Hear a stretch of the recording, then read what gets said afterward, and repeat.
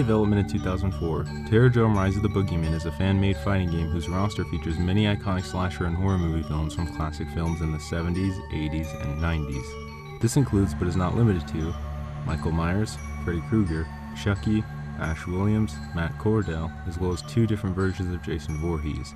After many demos over the years and despite many attempts from different studios and companies to shut this game down and cease its development, Terrordrome released free on PCs in 2013. Although being vastly unnoticed by the FGC and having almost no competitive scene, I personally feel this game is pretty fun and is a love letter to people like me who enjoy these characters. Some of the models and stages do look dated, but the game itself feels great and it's always fun coming back to it. Terrordrome is a 6-button game being punch, kick, weak weapon, strong weapon, taunt, and evade. Punch, kick, and taunt are self-explanatory. Weak weapon and strong weapon refer to whatever weapon your character has, like Matt Cordell's baton or Human Jason's axe. Weak weapon is usually a light attack and strong weapons are usually much heavier, unsafe ones. Evading makes your character invincible for about a second, but you can be grabbed in this state.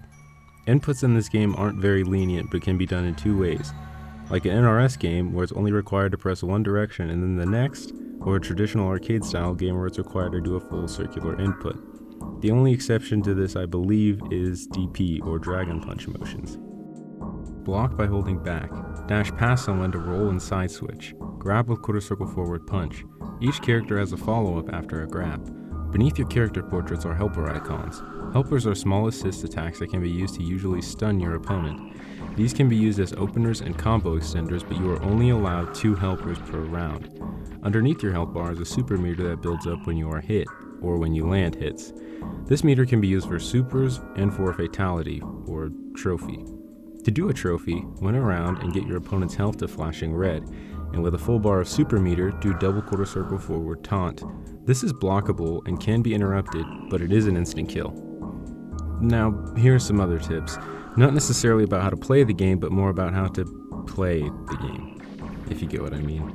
If the launcher doesn't work for some reason, right-click it and go to Open File location, and from there scroll down and look for Terrordrome Final and open it.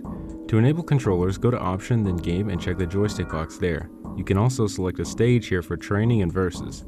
There is no Return to Main Menu option in the pause menu, so you'll have to reopen the game if you're in training mode or lose during arcade mode and choose not to continue.